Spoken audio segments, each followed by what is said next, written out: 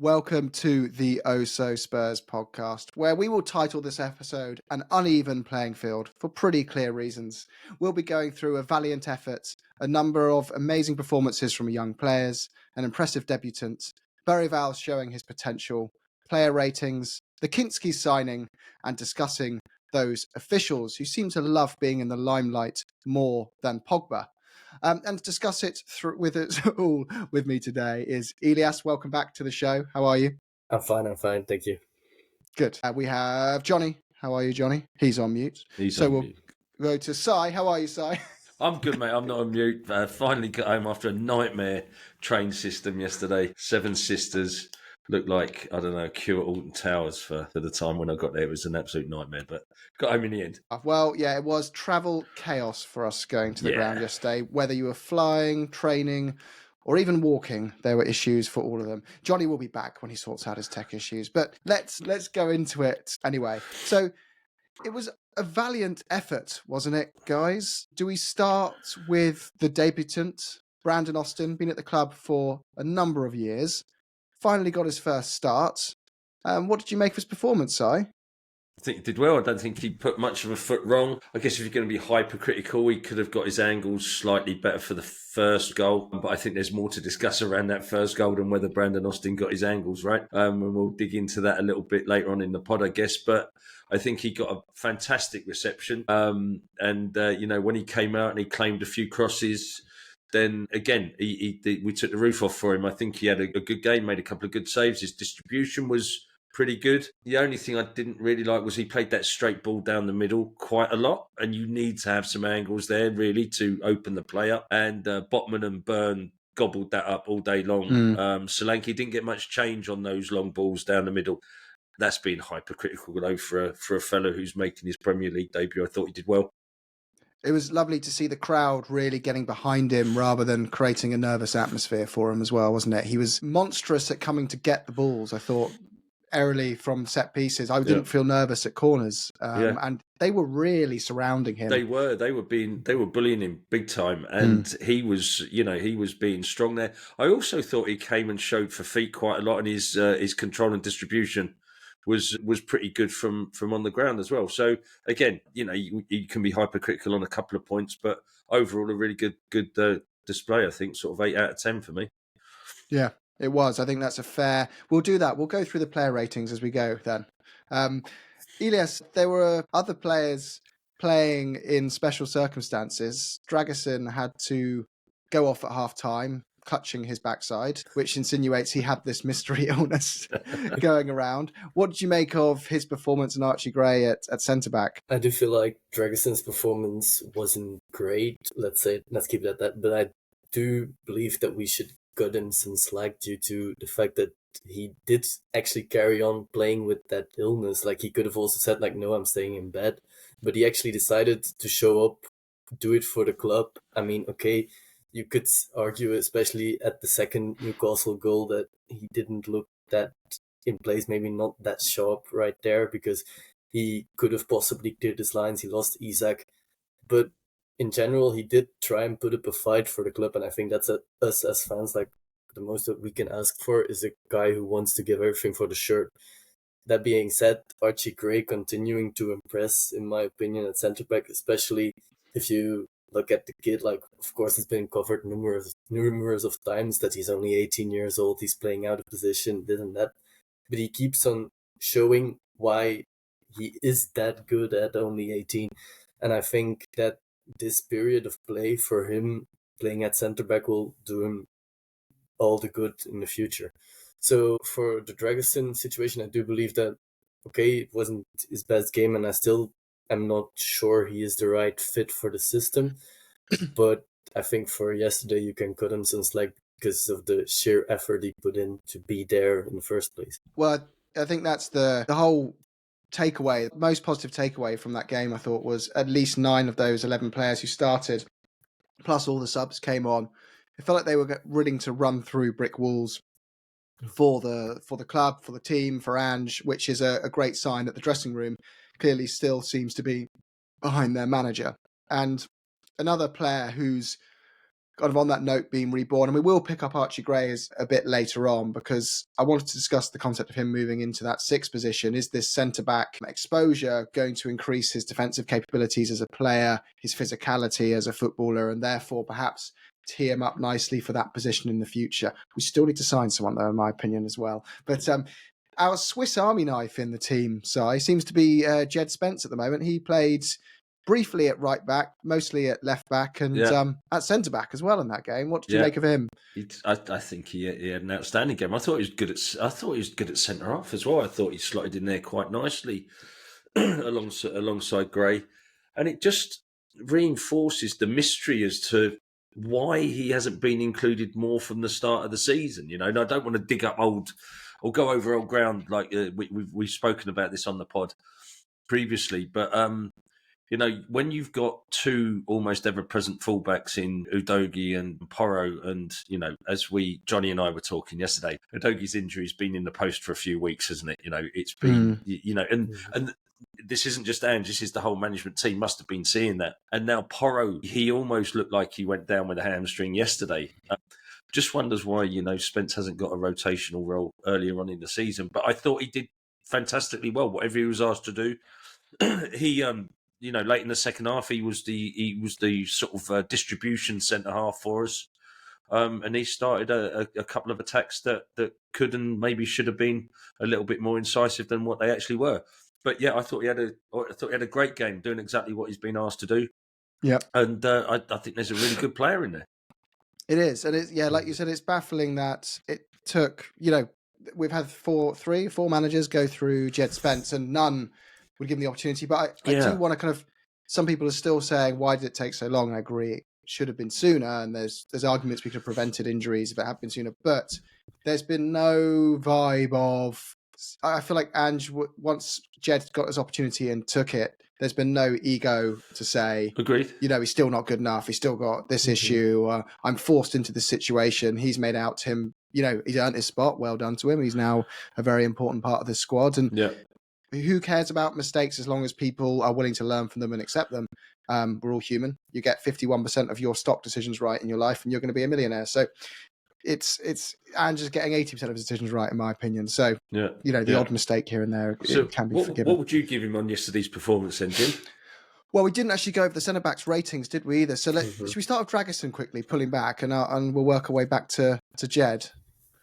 Elias, do you want to go? Oh, go on, go on, Elias. You go first. Go on. For Dragusin, I think you could give him a 5 due to the sheer effort he put in, as I said before, but I don't think his performance warrants anything more than that. I think he got beat too easily at the goal. He placed some bosses away of they just went out of play or they started a counter-attack and stuff. So I'd give him a 5, but not at all more, but I think you can't really give him less due to the fact that he did come on and do it for the team, I guess. Yeah.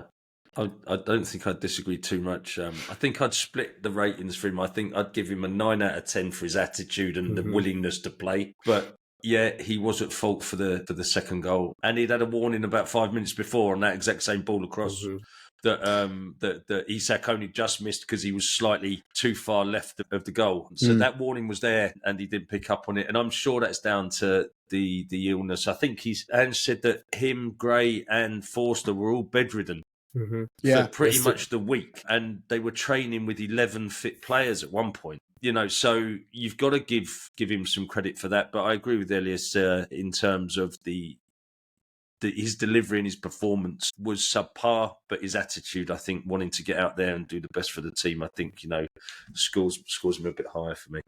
He earned the award we've all witnessed. We've probably all received at some point as well. When you're in a sports team and you're the one who tries the hardest, but you're clearly out of your depth. Hardest trier. You get award. Hardest trier awards. Yeah. Most improved player. That's the other one as well. Yeah, that's the one. You get a medal for it and everything. So maybe he gets that one. But Archie Gray, what about him, guys? Does he rank higher on the ratings for performance? Sure. For sure, mate. Yeah. I mean, I don't know about a score. Again, 8 out of 10, I think, for me yesterday. I think Johnny and I were sitting there. We sat next to each other yesterday. I managed to swap my seat and sit next to him yesterday because there was a spare one. And we were talking. And I think if you said that we'd signed Archie Gray as a talented 17-year-old centre-half, you'd be saying this could be one of the best centre-halves we've had at the club post-Ledley King. Yeah. And he's not a centre-half. So true, yeah. So the guy, I think the kid has got anything he wants it to be, and I think we'll come on to Bergvall as well. Is it Bergvall or Bergvall? It's Bergvall, right? Bergvall. Yeah. So I think when we get into that conversation as well, there's a conversation that involves both of those guys, because I think they're the future of our midfield. But I think he can be anything that he wants to be, Jim. If I'm honest. Yeah, agree. Future England captain, maybe, guys. I know you got to get overexcited, right? That's jumping the gun a little bit, but yeah, why not? Hopefully, he's still playing for Spurs when he captains England. Yeah, I think that's the most important thing. Yeah. There you go. Yeah. And so we're giving him a solid 8 overall. I'd agree. Yeah, I think so. His control and distribution was really good. Yeah, agree. And then we're going back in a bit of a loop here. We'll stay better on track moving forward. But Spence then, so played, like we said, 2 positions for most of the game and briefly at the right back position as well. Yeah. He can't fault his... One thing I would say as well, I think he deserves huge praise for, is because he's had a stigma of having a bad attitude, is what a great attitude he's shown in terms of not throwing his toys out the pram and not getting opportunities when he's clearly is good enough and knows that deep down, and just slotting in without complaints and giving his everything for a side and club he could easily put his middle finger up to and say, you didn't trust me, you didn't believe me, blah, blah, blah. But how do we rate his performance then, guys, out of 10? I think you have to look near the score we gave Archie Gray. Maybe not an 8, maybe a 7. But I think also with him is the fact he's having to play in a position I believe he's never played before and slotting in so well. I think it might be crazy to say, but the second half, it looked like the most secure we've looked in the last month and a half, apart from the Southampton game maybe. But for him to slot in next to, as we said before, Archie Gray and do it like that, I think that only deserves praise, and I think that a 7 or 8 is justified for him as well. Yeah, I think there's a slight blot in his copybook for the second goal though. I think he gave the winger too much space, and it's one of the limitations of our system. I think when you look at those 2 fullbacks positions, they tend to get pulled in towards the centre backs quite a lot, and you see, especially on the right, Porro quite often leaves a lot of space down that right channel. He gets pulled into that right centre back role. Almost, he just gets sort of dragged into it, and quite often there's an overlap down the opposition's left, there, right. So I think he could have done better and the 2 crosses actually, the one that Isak just missed and the one for the second goal, I think he could have done better. So I think I'm going to give him a 6.5. Yeah, I was sat right behind that the goal for that goal, and it was almost like slow motion. You knew it was coming. Yeah. The when Spence was beaten, you're like, oh, I just know it's going to happen, and he just far too easily just almost walked past most of our defence, and then the cross itself was one of the slowest, tamest crosses, and you thought, go on, Brandon, just jump on that, and he stood there like.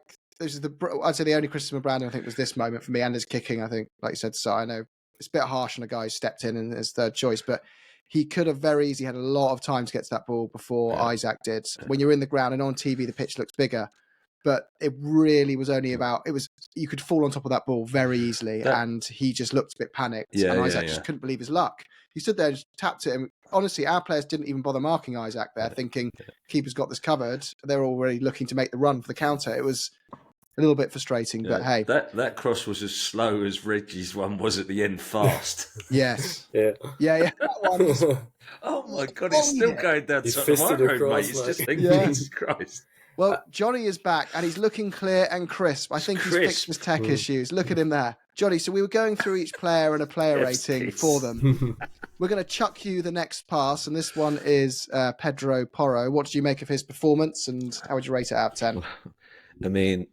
Can you hear me okay? Yeah. Yeah, you're right. Well, Si and I had the pleasure of sitting beside one another yesterday, which was really good fun. And Porro was one of the players, particularly first half, that we were like kind of like on repeat saying basically exactly the same thing. And it's what happens in every game, isn't it? I mean, there is always that ocean behind him. whenever our opposing team is breaking.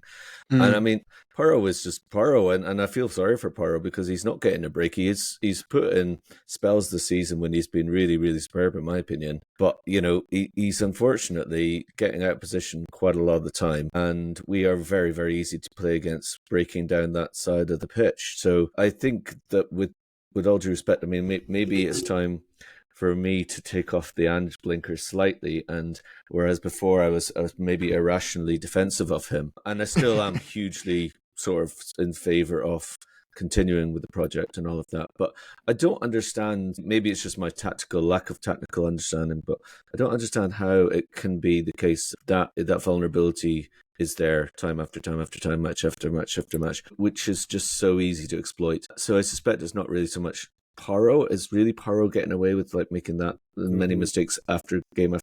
He's very effective.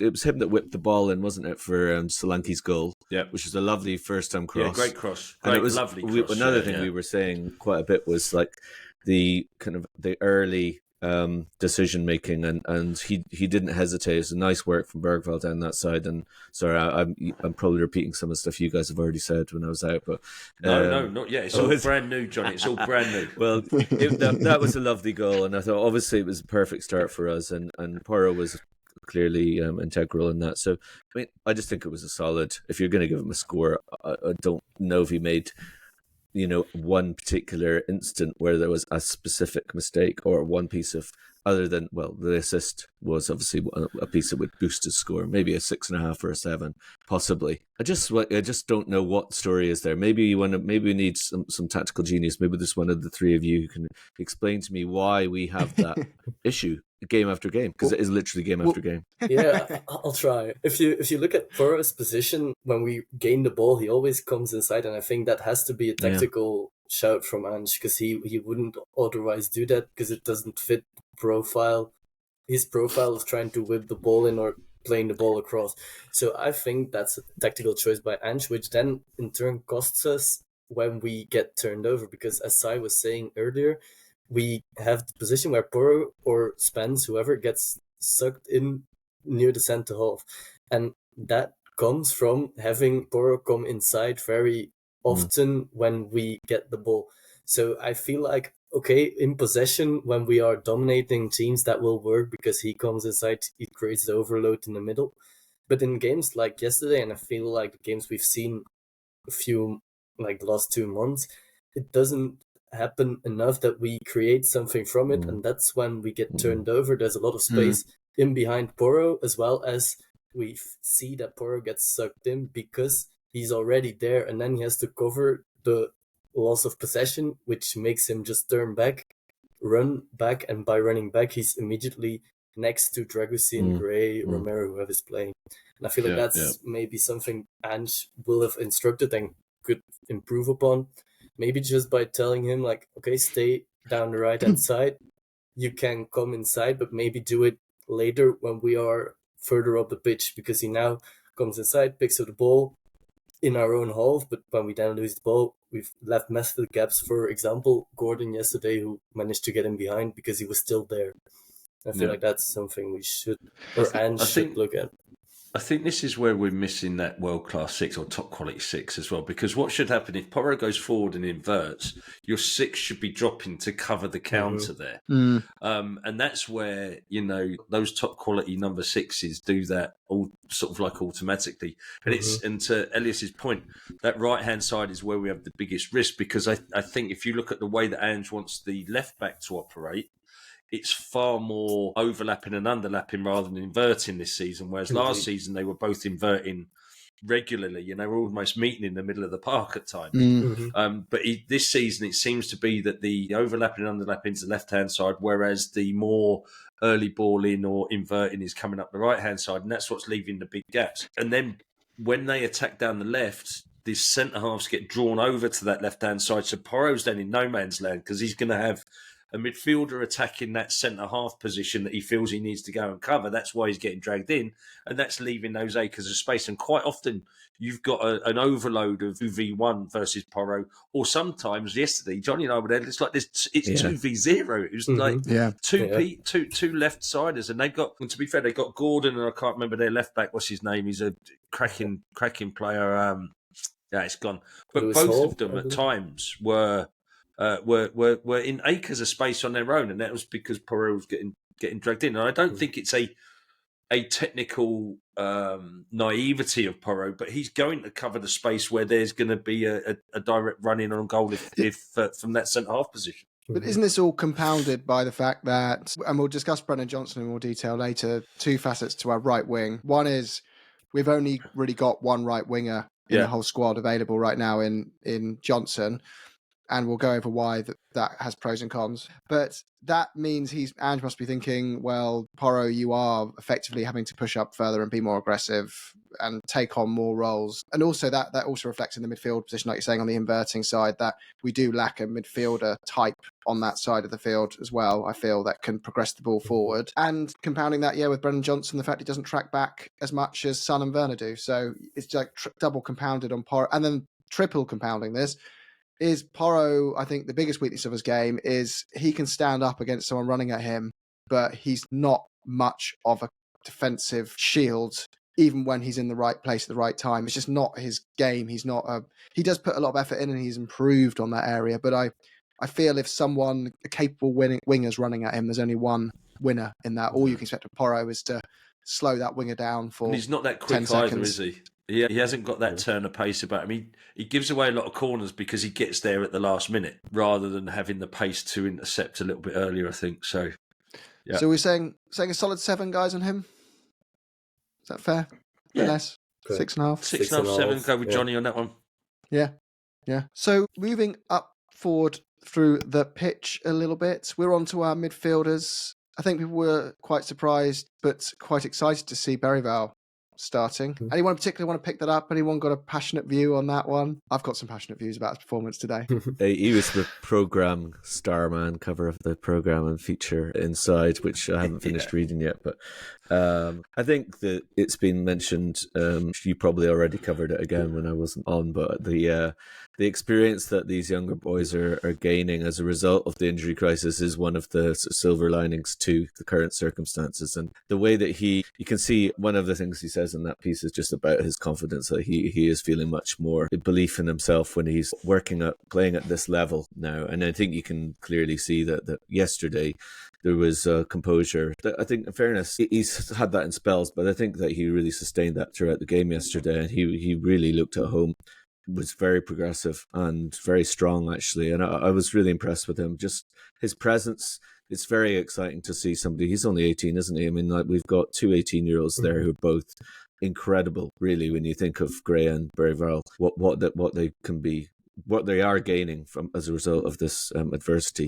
And I thought he was superb. I think he's, obviously technically he's very, very good. And he might have given the ball away a couple of times, but he was not looking to do the obvious thing all of the time. But I think he's was really, really solid. And again, when you consider what you're asking of a player that age to deal with, between the injuries and the suspension of Bentancur and then the illnesses and stuff, was pretty immense, to be honest with you. And I think that as well as you may have already said, but like the display that yesterday, I think Bergvall and Spence and Gray, particularly, and Austin, these guys who really have not been kind of the first choice players, who are very, very inexperienced, relatively, well, not even relatively, they just are. What they displayed collectively, and I think was also consistent throughout the team in supporting the manager, was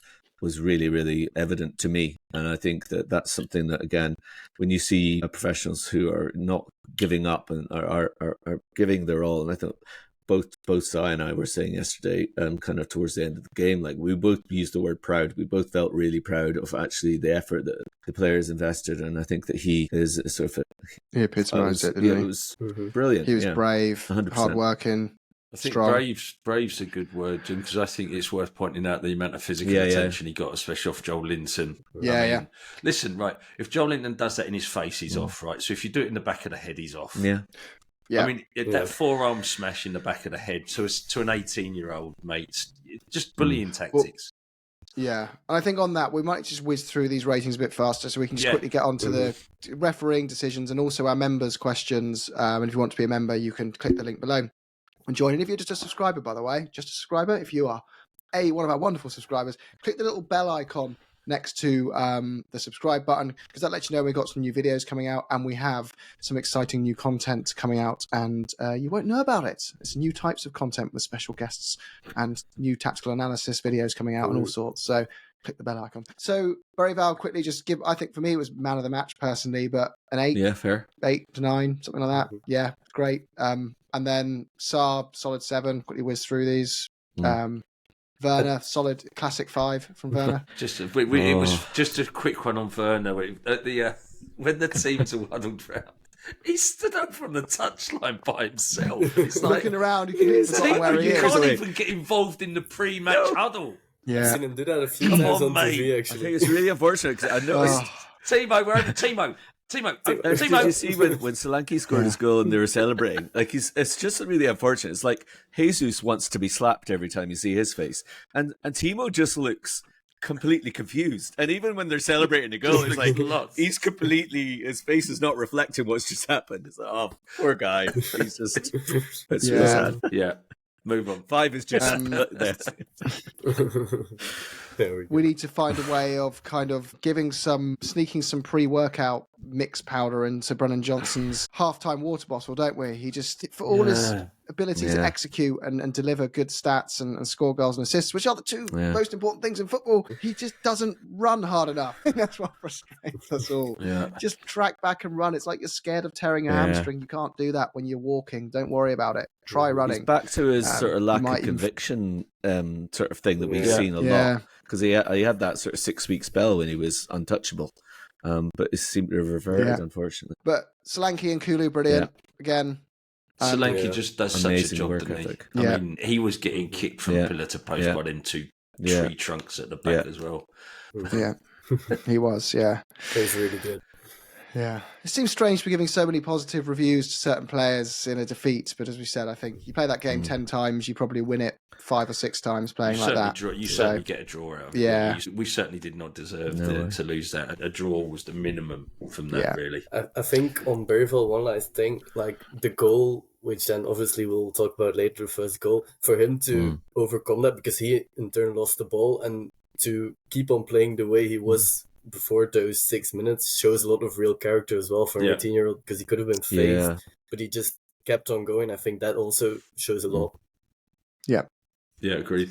He's and just before we move on from the match and go on to the officials side of the match, the question I had for you guys was: is Gray, when our centre backs come back, Van de Ven and Romero, hopefully eventually, and we sign someone of some sort off the cover there, should Gray stay as a starter and move into midfield?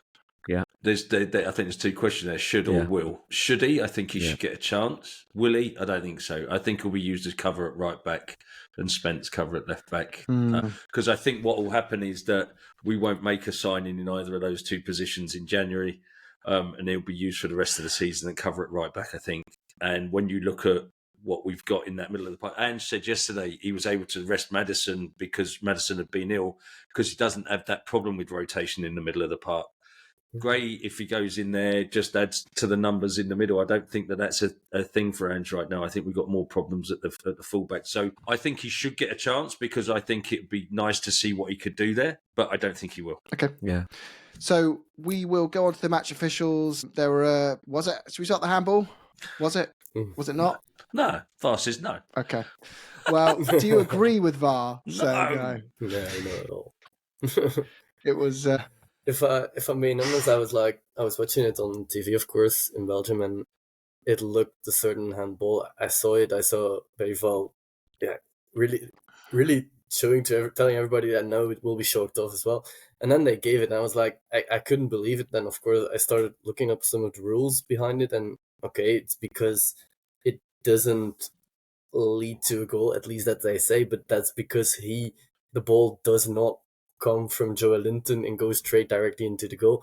But if you, from every footballing sense, if you look at the situation, you can tell me that it doesn't lead to a goal because the handball directly changes the path the ball is going. But that wasn't the VAR decision, though. If you look at the VAR commentary, the commentary from VAR is his hand was in a natural position. Nonsense. It wasn't anything to do with the phase of playing. It wasn't anything to do with the goal score, with the goal in the end. They said it was in a natural position, but it fundamentally changed the direction of the ball. It basically played a pass. You know, like back in the day, when VAR was in its fairly early phases, you had these sort of situations where they were going further and further back where there was a foul. And did that like in the build up to a goal.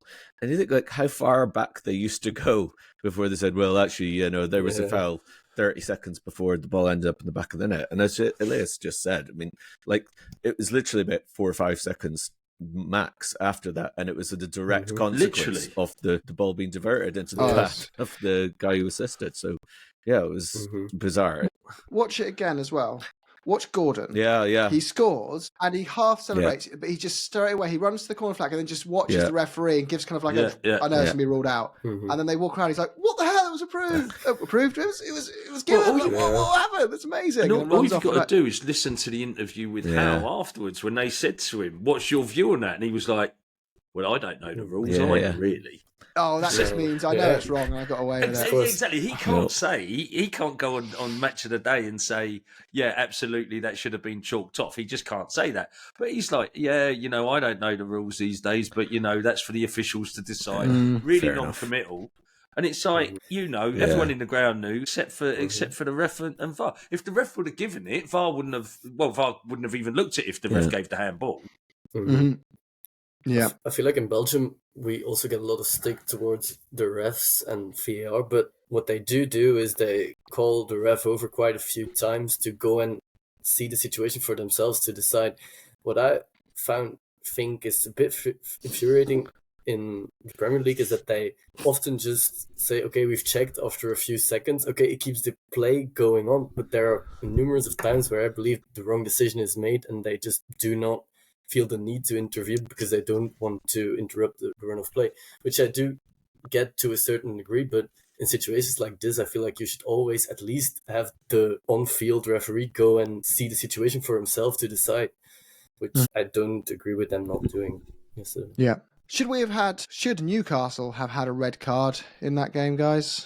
That was the other main talking point, right? I know there was another handball, but that one was less of a controversial decision, right? The Burn one was for the second yellow. Like that to me is a very, very strong argument. You've seen those given many times. I mean, like you can see the replay, and like that definitely wasn't in a natural position. It looked like he was playing basketball and he was trying to screen the ball from going past him. So I definitely think he should have had a second yellow for that, if I'm being honest. His only saving grace there was that it hit high on the bicep. And that it wasn't lower down towards it. That's the only thing that got him away. If it hits him any lower than where it hit him, he's definitely getting a yellow. And I think the ref almost thought it's near the shoulder. It's not that. That's the only. I'm playing a bit of devil's advocate here because I agree with you, Johnny. I agree it should have been because his arms were out and he was putting them back in. And if the arms out here and it hits high on the bicep, I'm fully aligned. The only thing I can think of is the ref thought that was high on the arm. It was close to the shoulder. It was in a natural position at the time. If you've got your biceps always going to be close to your body, isn't it? You can't detach it. Yeah. So, yeah. Exactly. I'm agreeing with you. That's the only rational thought that I think the referee could have had. I do also believe if he hadn't been booked yet, that he would have received the yellow card for sure. So that's also something which they shouldn't take into account, but they always do. Absolutely. Yeah. And the third one was the elbow into Bergvall's head, right? I think it's violent conduct. If you do it anywhere else, if you do it in the face, he's off. And he did it straight in the back of his head. That would have been across his nose in the face, and he's off. You can't do a forearm smash around someone's head and then. It's just 3 decisions that I don't think any of them were 100% nailed on, but I think they were all 60-70% of the time they're given. Handball was. And all three were I think not the first given. goal was 100%. It was, but someone letter of the law. Letter of the law. But Fair enough. Yeah. So I think what about did we get away with Decky? We did a bit in there. I think we got away with the Decky one as well. On the live, I thought no chance. It's just a coming together. When I've seen the replay, if that was us, we'd be screaming for a pen. Of course, yeah.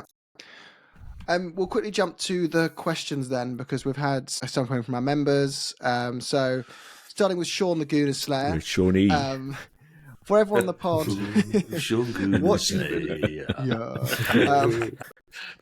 what do you believe is achievable for the rest of the season? I guess what's the goal now? What's a good finish, and what's an expected finish for you to go, given the context? Well, we want to win a cup, don't we? I mean, like it's the league. The gap is becoming really. If you look at the points, because it's obviously such a stupid table. But if you look at the points and how many points we would need to be kind of finishing the positions we thought at the start of the season we would, then I think that's completely unrealistic, especially with the issues that we've had, and it's going to be a while before we're going to be full strength and all of that. I think that you want to be improving a bit in the league position, maybe sort of around 8th or something is definitely reasonably possible. I think you need 7th to get back into the Conference League. I really can't stand that competition. I think the best we can hope for win the Europa League, then you're in the Champions League. Like that's the kind of dream for me. Obviously, domestic cup would be great, but for me, the Europa League, and why not? Really, when we play as well as we can, then that's definitely something that we're capable of achieving. So, do I expect it to happen? What are the odds? I'm sure there's in the bookies there's other teams probably shorter odds than Spurs, but that's on the back of what we've been going through for the last couple of months. But for me, that's something that we can still believe in. Andrew's got a sort of second season claim. That wouldn't it be just lovely if you could shut up the doubters and the naysayers? I would love that so much. So.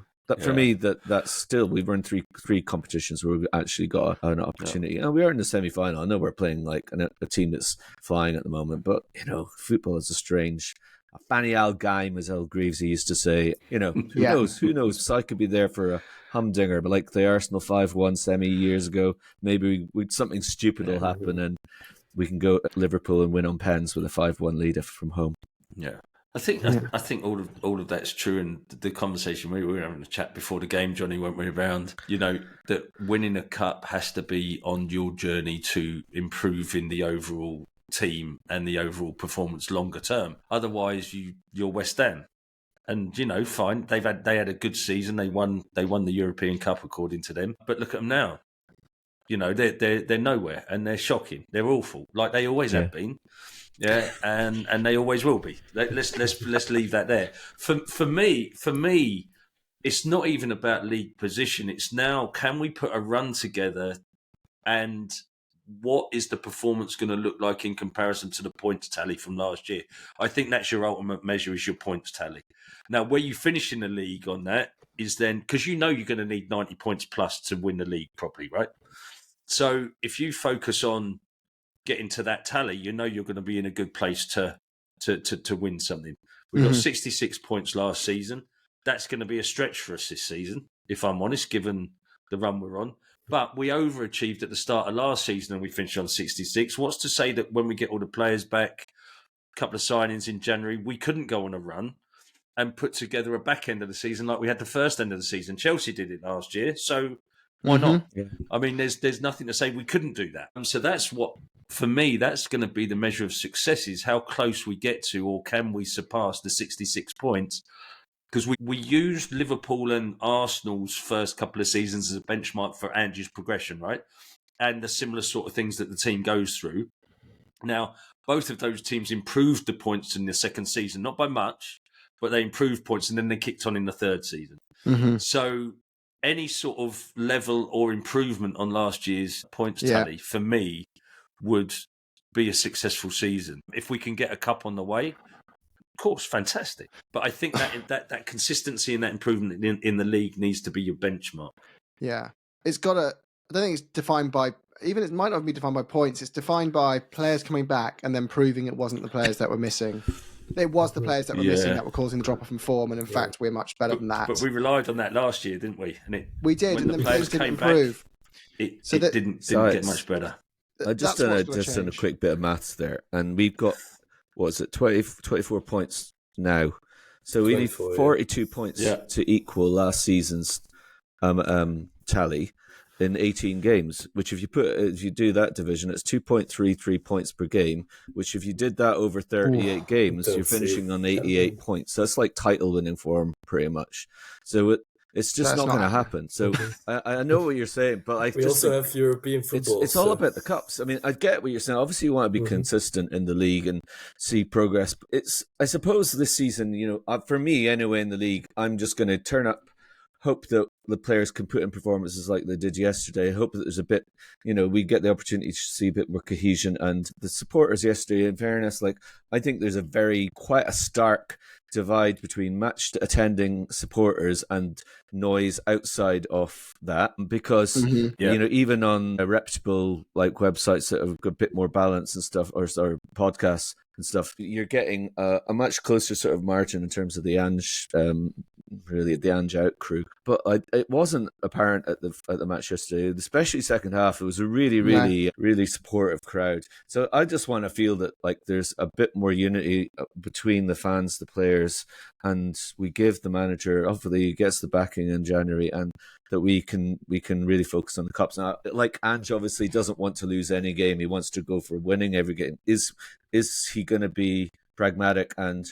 put the personnel prioritization on his selections for cups over the league now? Because obviously normally it's the other way around, and it's going to be interesting to see how he manages that, because if I had the ability to whisper in his ear and he actually listened to anything I said, I would say, listen, Ange, mate, I know you want to win every match, but we really need a trophy. And I think most fans probably agree with that sentiment, because we are not only starved of that ourselves, just in terms of that amazing experience that you get, but also you're being ripped asunder by every other football fan in the planet who just Spurs are kind of what the way Si was talking about West Ham a minute ago. So yeah, we've got to quickly whiz through the last two questions from the members' side. So Neil, do they need to change the set piece laws, particularly corners? It's excruciating to watch. I think the answer is yes, Neil. It's become it's like NFL now. And the time wasting as well.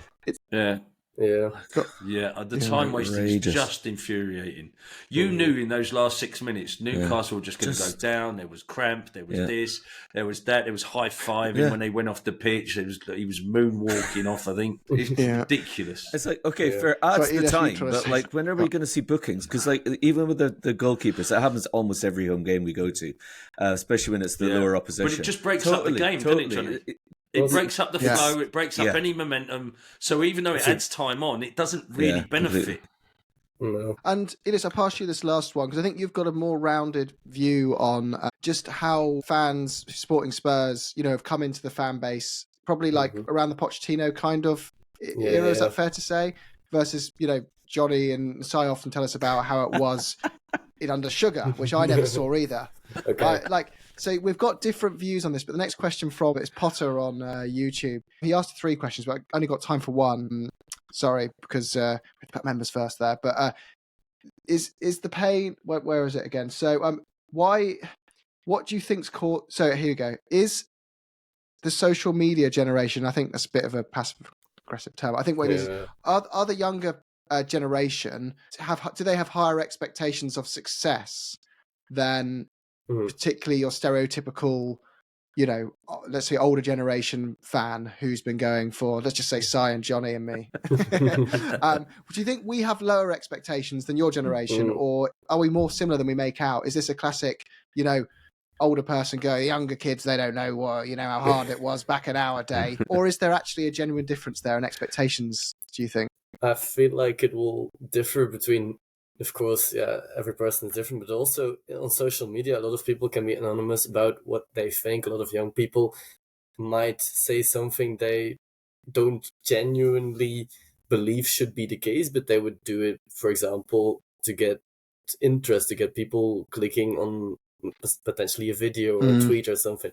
And I think that, especially now on social media, as I think it was Johnny who said it, a lot of people just laugh in a way at Tottenham. How they don't win trophies, this and that. And I think on social media that has become more frequent. There were maybe 15 years, 10 years ago, you'd have just your mates coming up to you and telling you that. And I think now you get surrounded by it every time you go on a social media platform. And I think that also plays a part in the young people who are starting to get into football, like I was X amount of years ago, because you get flooded with always seeing that, which then puts a lot of focus on winning those trophies, for example, which for the young people will be like, okay, we need to have that as, for example, a Spurs supporter, to have some kind of success, whereas maybe the older match going generation doesn't have that need because they saw some of the heights, they went to different times, whereas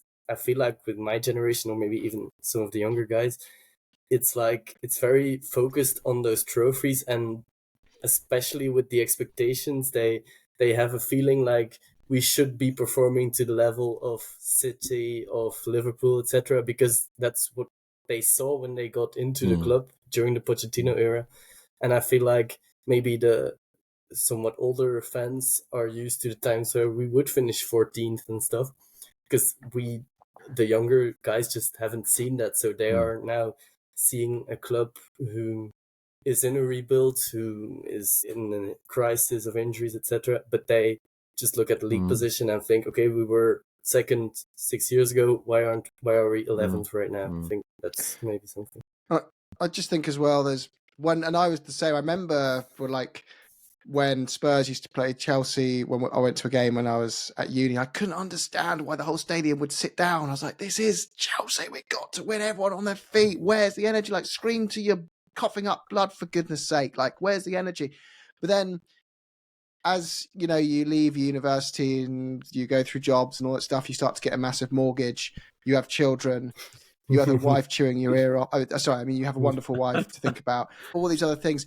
You start to be like, I really care about Spurs, but as soon as I get home, all this other stuff's going on that is a bigger distraction from what just happened. And I don't have time to think about whether Daniel Levy or that player gave a crap performance. I'm sucked into all this other stuff. I'll be back next week. See you guys. Coming from a guy who's changed a room in his house into a podcast studio and spends 7 hours a week talking about Spurs, I think is a valid point. Just quickly on Kinsky, we signed this keeper. I want to quickly give you the 1 minute rundown on him. £0.5 million from 21-year-old Czech Republic international. He's a rising star. He's known as, his strengths are distribution and his impressive save record.